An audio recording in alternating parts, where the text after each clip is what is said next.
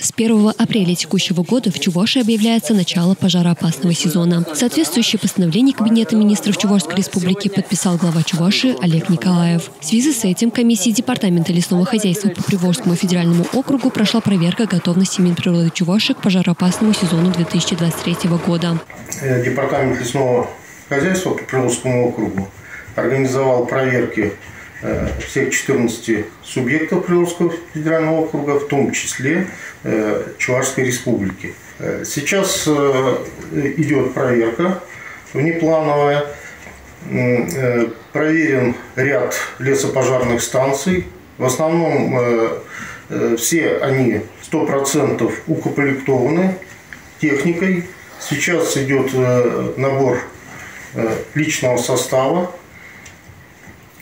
И в целом впечатление достаточно положительное. И нужно отметить, что со стороны руководства министерства предлагаются достаточные меры для того, чтобы Чувашская республика подготовленной вошла в лесопожарный сезон 2023 года.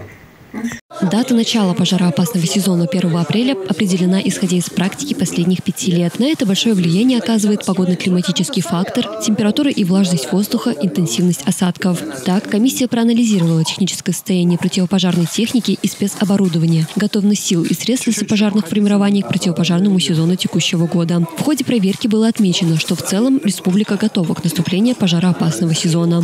В Чебоксарском лесничестве 2 лесопожарные станции 2-го типа подготовлены к пожароопасному периоду.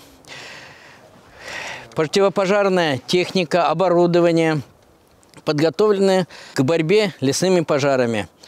На сегодняшний день мы обучили 5 руководителей тушения лесного пожара, провели необходимые инструктажи с специалистами, которые будут привлечены к тушению лесного пожара. Чебоксарское лесничество предпримет все необходимые меры по недопущению крупных лесных пожаров как на территории Чебоксарского лесничества, так и по Чувашской республике.